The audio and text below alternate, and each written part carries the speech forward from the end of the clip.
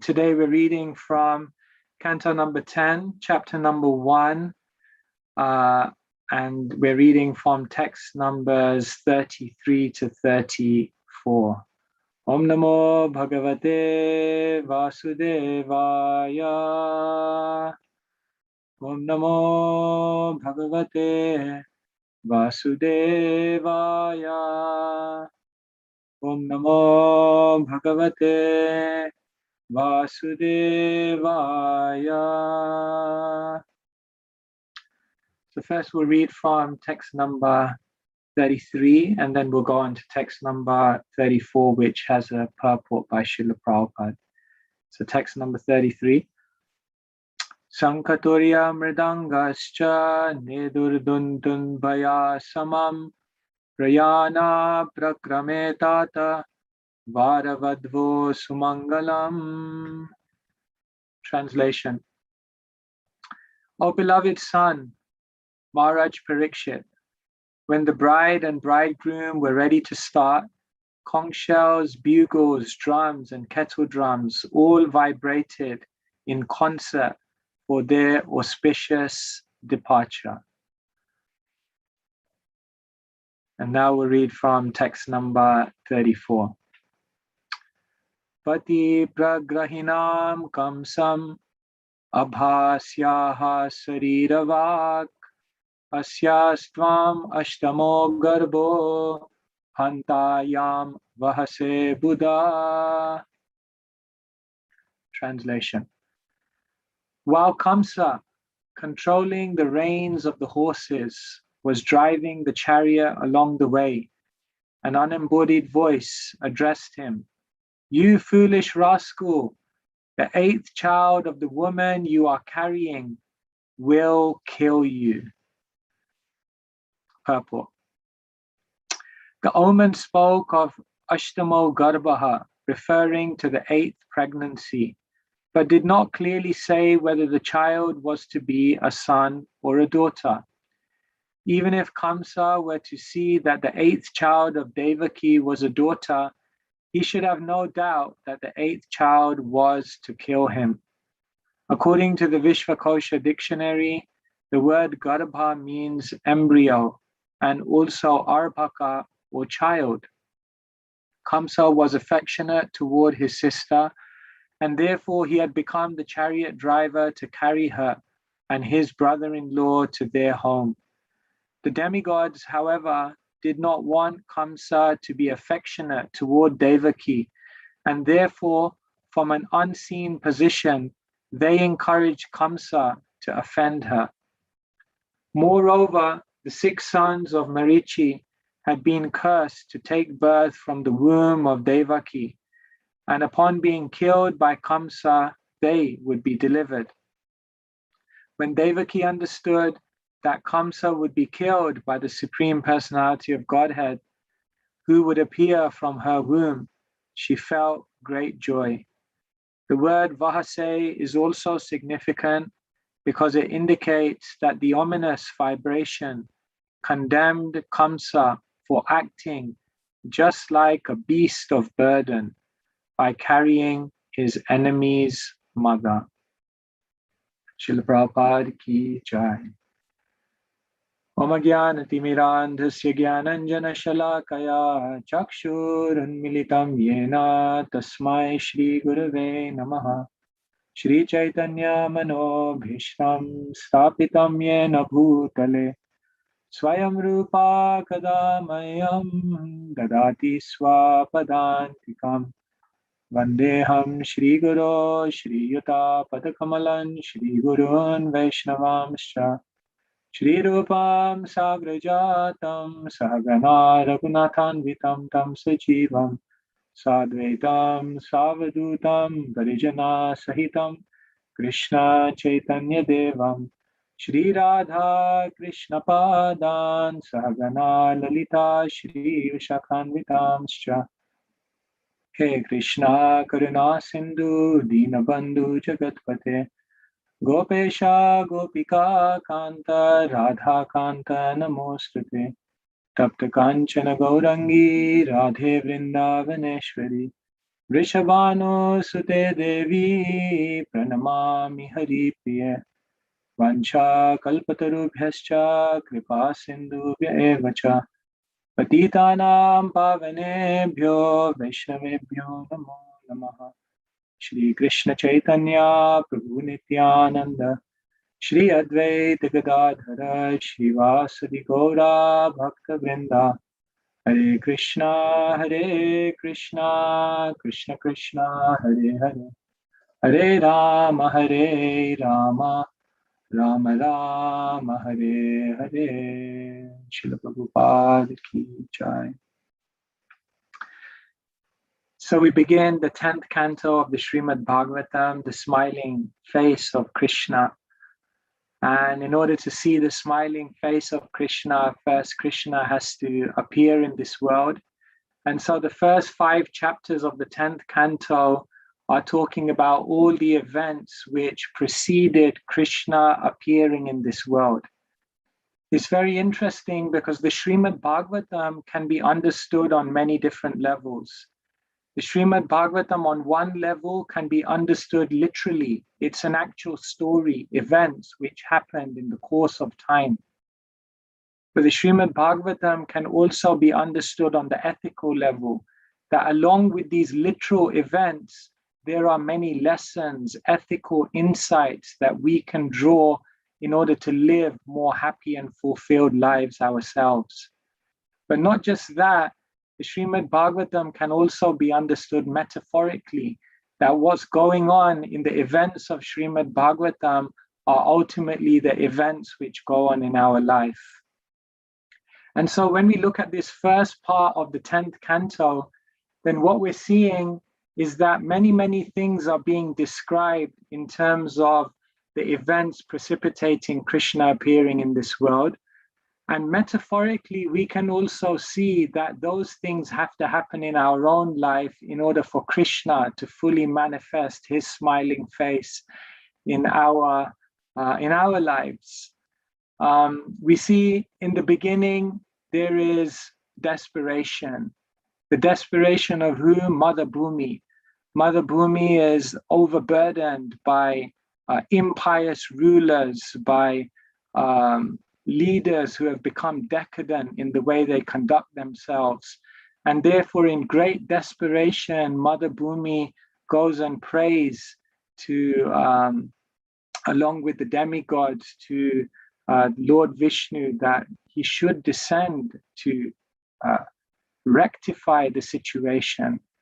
So metaphorically, we can say, until there is desperation in our life, until there is a real acute sense of crying for Krishna, that Krishna will never really appear. When Krishna decides to descend in this world, then he has to make a choice as to who he'll take birth from. So it's explained that Prishni and Sutapa were 2 individuals who performed incredible austerities. It's said that they performed 12,000 years of austerity. And by that austerity, they qualified themselves to become Vasudeva and Devaki so that Krishna would take birth as their son. And so we see here another element that needs to be there, not just desperation, but there needs to be dedication, complete dedication in worshipping Krishna, dedication in one's sadhana, in one's application to the process of sadhana bhakti. Not just that, here in this purport, Srila Prabhupada is explaining that before Krishna could appear, the Sadgarbha had to be killed. And Srila Prabhupada is in his own purports gives that metaphorical understanding that the Sadgarbhas represent the 6 enemies: lust, anger, greed, envy, pride, madness, illusion. Kamsa represents fear, and the womb represents one's bhakti. So only when one becomes fearful of material life, and that fear of material life kills lust, anger, greed, envy, pride, illusion, then only will the bhakti that we perform to Krishna become pure. And it is that pure bhakti which will give rise to Krishna. And so the third thing that has to happen before Krishna can appear is purification. Without purification, Krishna will not appear in our life. And later on, we find that when Krishna enters the womb, then everyone is thinking of Krishna. Vasudeva, Devaki, their minds are drawn to Krishna. Even Kamsa, he's constantly thinking of Krishna. And that's another thing which precipitates Krishna's arrival in this world, meditation, that when one becomes purified, then the mind is naturally drawn towards Krishna. So these are all beautiful lessons that before Krishna can appear in this world, there has to be desperation, there has to be dedication, there has to be purification, and there has to be intense meditation. And when all of these things are there, then there will be a revelation of Krishna, who appears in his four-armed form, but then on the plea of his parents, transforms into the beautiful two-armed form that we all so dearly love. So this is very, very beautiful. And in this way, we're reading in this beautiful verse how the Sadgarbha, Prabhupada is mentioning in the purport, had to be killed before Krishna could appear. Today, in the time that we have, I want to focus on a little bit of a different part of the purport. Prabhupada uses beautiful terms in his purports, and when I read this, it just kind of stood out to me, and therefore I thought it would be nice to focus on this. In the final line of the purport, Prabhupada says, the word vahase is also significant because it indicates that the ominous vibration condemned Kamsa for acting just like a beast of burden by carrying his enemy's mother. So when I read this sentence, this just stood out to me, that Srila Prabhupada calls Kamsa a beast of burden. And whenever we hear about Kamsa, I always remember one time I was out distributing books, and I met someone who had taken a Krishna book. He actually remembered me, and he said, I took a Krishna book, both parts, from you like 4 years ago. I said, wow. And he said, I read the whole thing. He didn't manage to come to any temples or meet any devotees, but he read all 90 chapters of the Krishna book. And I said, wow, that's amazing. And I asked him, like, what did you learn from it? Like, can you just tell me like something that really stood out to you? And he said, he just said this. It was very interesting. He came out with this. He said, what I learned from it was when I was reading about this evil king, Kamsa, then I realized, you know what? Maybe I have a little bit of a Kamsa within me. Maybe there's a little bit of an inner Kamsa there. And he had this realization that there was a Kamsa within him, maybe a Kamsa within each one of us. And so when Prabhupada here calls Kamsa a beast of burden, I was thinking maybe I'm also a little bit of a beast of burden. It's a very beautiful way to describe Kamsa. Prabhupada says he's a beast of burden because Kamsa is carrying Devaki. And what he doesn't realize is that the personality who he's carrying is going to give birth to the personality that is ultimately going to kill him. And therefore, he's a beast of burden. And that's very amazing because perhaps in our life, we are also carrying many, many things that are ultimately, if we don't let go of them, are going to lead to our downfall, our destruction, our distress, and are going to be injurious to our life. And the amazing thing is, some of the most dangerous things that harm us in our life are things that we willingly hold on to. Just as Kamsa is carrying Devaki on his chariot willingly, and the Akashvani is saying, you're a fool, because this lady who you're carrying, she's going to cause you to die. And so I was thinking that, yes, we are that Kamsa. We're holding on to so many things that we have to let go of. Because if we don't let go of some of these things, then they're going to destroy us. We have we're beasts of burdens in terms of the lifestyle that we create for ourselves. Our lifestyle can become a burden that we adopt, and then later on, it causes us to break down. Sometimes I meet people who create such a complicated lifestyle, a big house, extravagant habits, a certain way of functioning in this world, which requires them to have such a complicated life. And when they create this kind of lifestyle, they have to work so hard to maintain this lifestyle. And that whole lifestyle becomes like a burden which drives them into the ground. Our lifestyle that we create can cause us to become a beast of burden. Not just that, sometimes our desires can cause us to become beasts of burden. We harbor all of these desires. We hold all of these desires within our consciousness. For example, the desire to achieve something. And that desire to achieve something causes us then to again function in the world in such a way that we drive ourselves to an unhealthy way of living that ultimately causes us to break down. Heavy lifestyles, heavy desires, sometimes our own character can become like a burden. We hold on to all of these qualities, these kind of negative character traits. And these negative character traits also cause us so much problems in our life and harm our relationships, harm our sense of well-being, but we hold on to those character traits.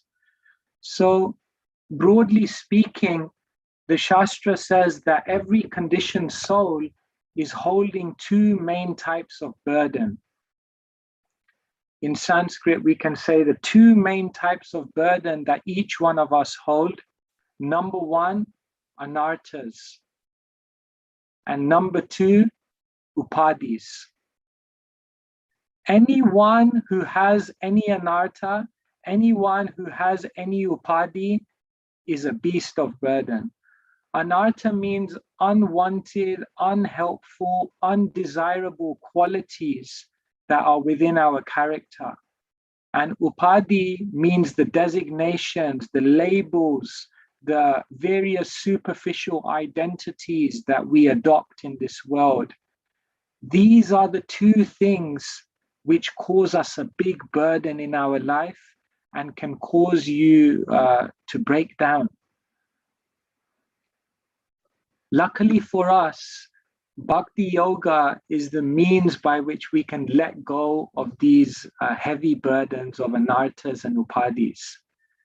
In the 7th chapter of the 1st canto, it's explained about Vyasadeva. Anartho pashamam shakshad bhakti yoga adhoksaje lokasya janato vidvams chakre satvat samhitam. It's mentioned in this 7th chapter of the 1st canto, anartho pashamam shakshad. The anarthas that we have are superfluous. They're not part of us. They're something artificial. These unhelpful, undesirable qualities. Bhakti yoga madog sajay. And by practicing bhakti yoga, one can eliminate, one can be free from all of these anarthas. Lokasya ajanato vidvams. But the whole world doesn't know this.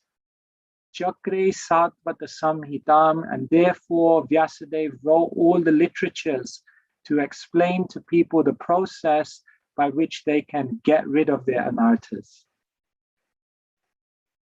We're also holding upadhis. Therefore, what does Rupa Goswami say?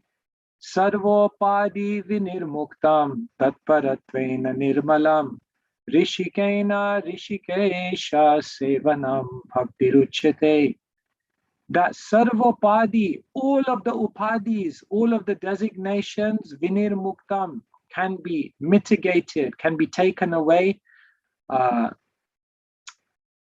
Rishikena rishikesha, by engaging one's senses in the service of the master of the senses. Sevanam bhakti rucha, this is known as devotional service. So by devotional service, one can get rid of anarthas and upadhis and save oneself from the life of being a beast of burden. And so much of spiritual life is about learning to let go. There's one famous French author, and he says, spiritual realization is not the point when there's nothing new to learn, but it's the point where there's nothing left to take away. Spiritual perfection is not the point where there's nothing new to learn because you've learned everything. He says spiritual perfection is the point where there's now nothing artificial left to take away. In other words, he talks about destructive enlightenment. Destructive enlightenment means enlightenment is not about getting more, achieving more, knowing more. It's not about going somewhere. But enlightenment is about getting rid of everything artificial, getting rid of everything superficial, letting go of all these burdens that are there that weigh us down. And so this is so much of a part of spiritual life, how to learn to let go of unhelpful lifestyles, how to let go of unhelpful habits, how to let go of unhelpful desires, how to let go of unhelpful character traits. So much of life is just about letting go. And now let me share with you how this is so much ingrained within our scriptures. If we look at our corpus of scriptures, we can say perhaps the Bhagavad Gita and the Bhagavad Purana are the foremost. And if you look at the Bhagavad Gita and the Bhagavad Purana, they go through a very similar trajectory in their presentation of Krishna consciousness. If you look at the beginning of the Gita and the beginning of the Bhagavad Purana, it's very similar. The first chapter of the Gita, Krishna doesn't even speak. The conversation doesn't even begin. It's just a preface. Arjun's letting it all out. Similarly, in the Bhagavad Purana, in the first canto, the conversation between Sukha and Parikshit doesn't even begin. It's just a preface. It's setting the scene. It's kind of giving you like a lead up to the conversation. Similar how they start. Not just that, if you look at the second chapter of the Gita, Srila Prabhupada entitled it Contents of the Gita Summarized, because if you closely look at that chapter, Krishna basically explains everything Arjuna needs to know in one chapter, just finished from beginning to end, how the spiritual journey takes place. Krishna answers everything. And if you look at the Bhagavad Purana, in the second canto, the first 3 chapters, Parikshit asks his question, what is the duty of someone about to die? And you know what? In 3 chapters, Sukadev gives all the answers. He actually answers everything. And you know what? At the end of 3 chapters, Sukadev says, I've answered all your questions. And at the end of those 3 chapters, did you know, Jiva Goswami says, the Shruti Phala of the entire Srimad Bhagavatam is given at the end of those 3 chapters? Because practically Sukadev has already explained everything. Normally the Shruti Phal, or the fruit of listening, is given right at the end of the conversation. But Sukadev Goswami already gives it in the 2nd canto because he's answered everything already. So just like Krishna summarizes everything, Sukadev Goswami summarizes everything. But then Arjun says, no, speak more. So then Krishna begins to expand on the topics. Similarly in Bhagavatam, Parikshit says, okay, you've answered the questions, but how is the universe created? He comes up with a question. And then Sukadev begins to explain more.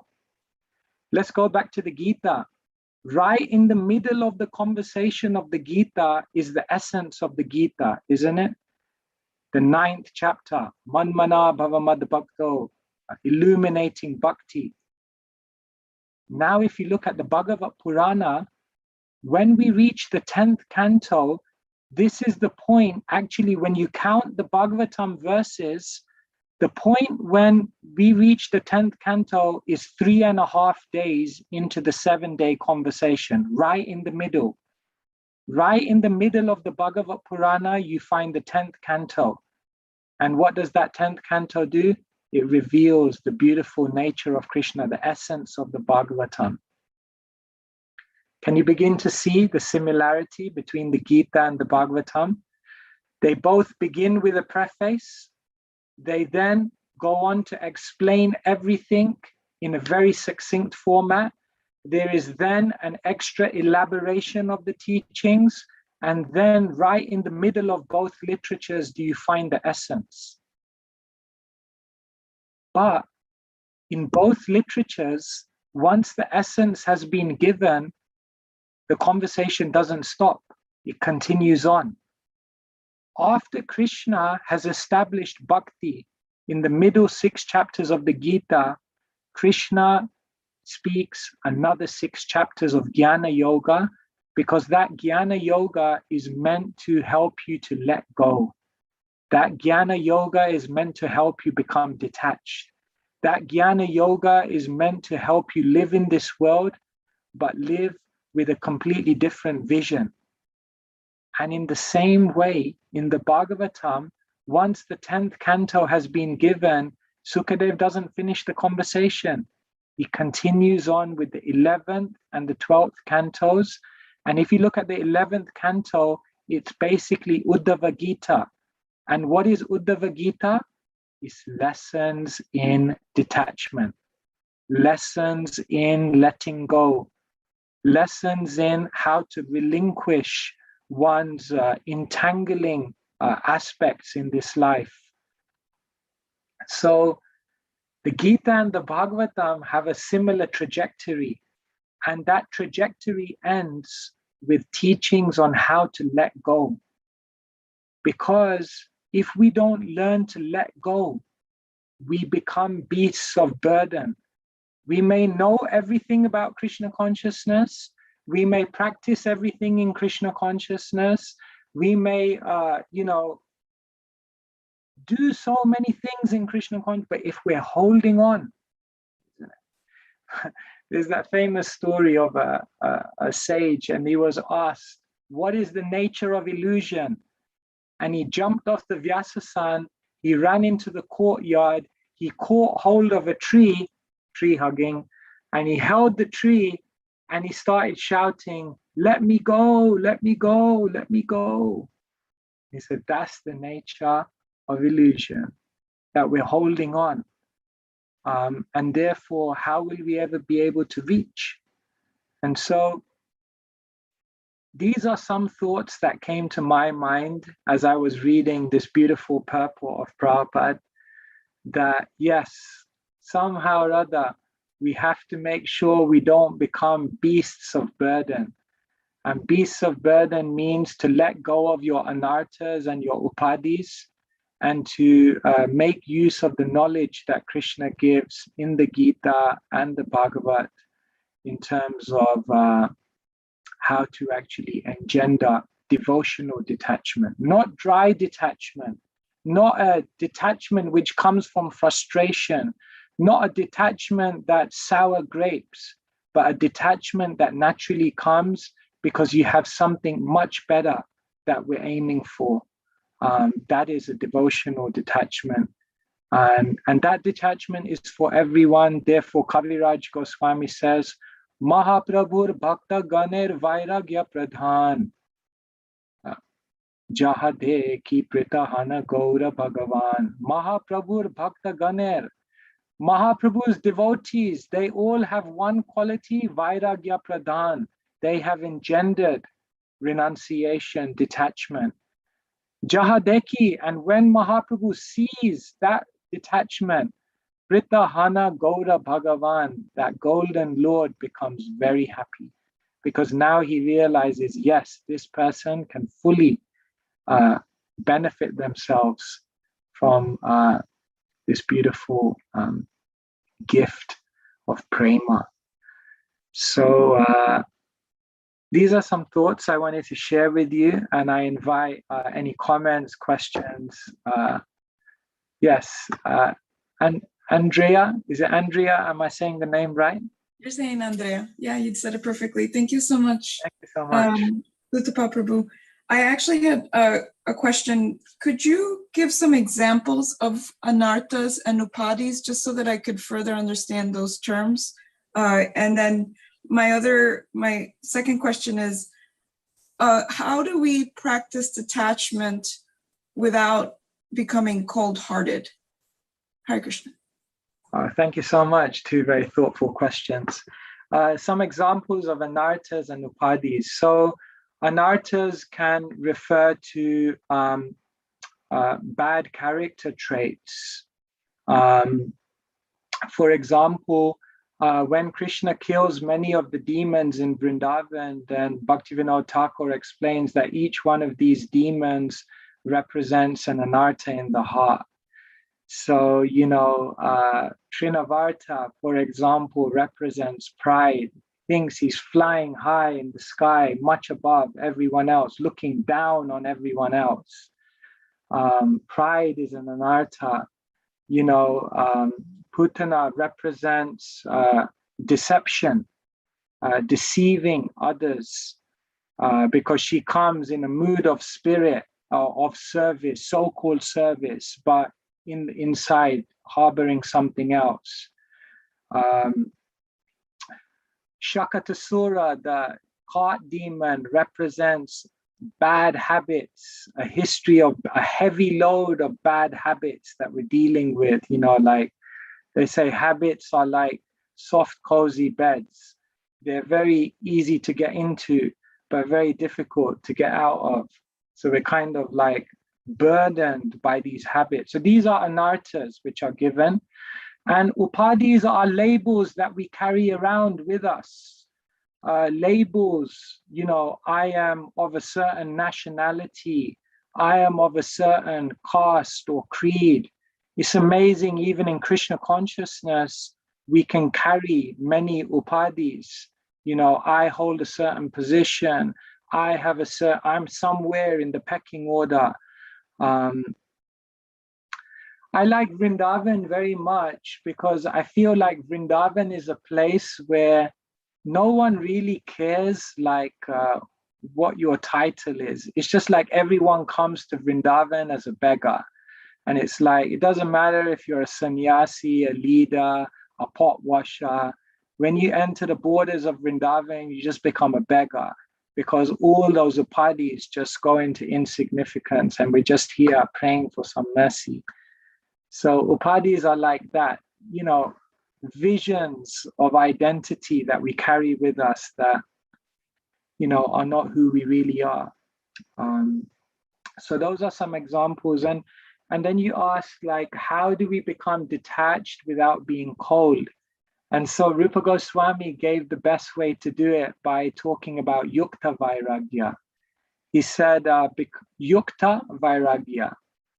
Yeah, this is the concept, the contribution of Rupa Goswami, who said, become detached, not by necessarily giving things up, but by using all of those things in the service of Krishna, in the service of others.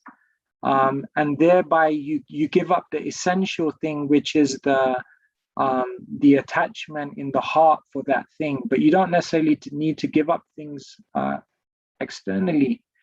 So when we give up things by giving up the selfish mentality of using those things and rather use all of those things that we have for a better purpose, then we become detached without becoming hard-hearted. So yeah, they say some people, anyway, I think. Thank you so much. Emily, would you like to share something? Yes, Hare Krishna. Thank you so much for coming and giving this wonderful class to us today. My question is something that was kind of at the beginning of the class regarding Devaki and Vasudev. So it's kind of a philosophical curiosity. What is because you mentioned that they in their past lives had done austerities to take that role and service to be the parents of Krishna. What is the difference from them and Yashoda Nanda, for example? Yeah, this is a very beautiful question. So yeah, as I mentioned, Devaki and Vasudev in their previous life were Prishni and Sutapa. Tapa means austerity, and Sutapa means one who performs great austerity. That's definitely not me, therefore I'm Sutapa Das, although on my Zoom I put Sutapa. I need to remember to put the Das.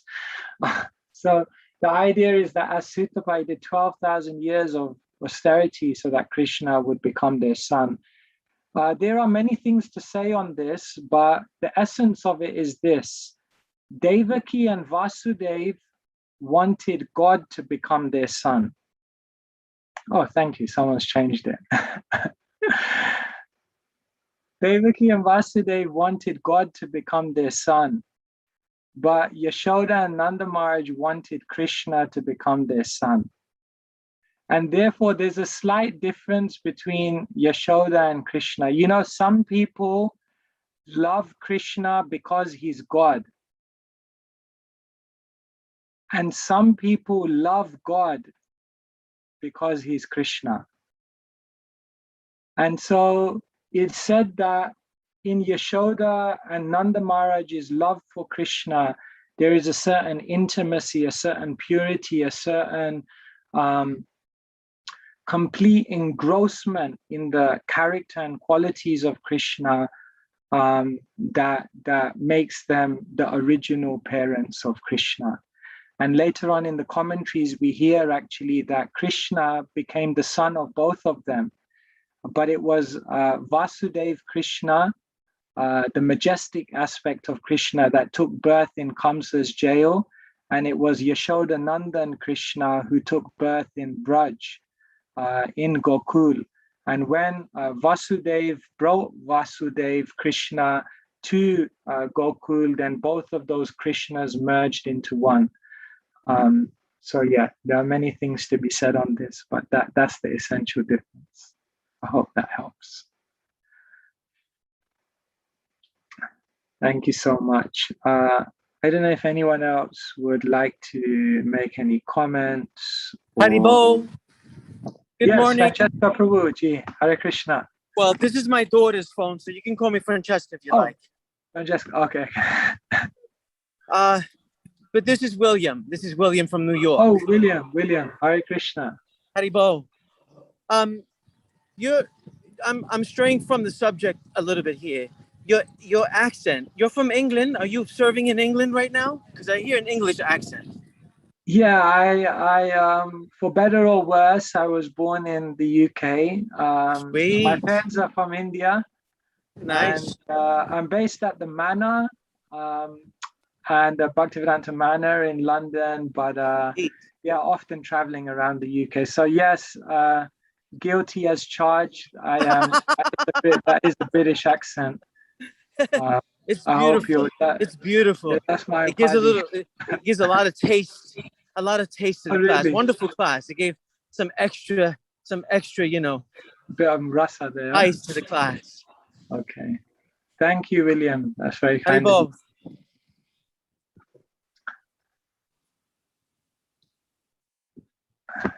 Hari Purush Prabhu, Hare Krishna. Hare Krishna, how are you?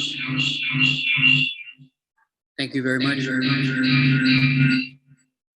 Can you hear me? Wow, Okay? sounds like the Akashvani from the skies, you know? Can you hear me now? Turn off your volume, Adipusha Prabhu. Turn It's all off the the way audio down. on your computer. It's all the way down. No. Oh, she's turning.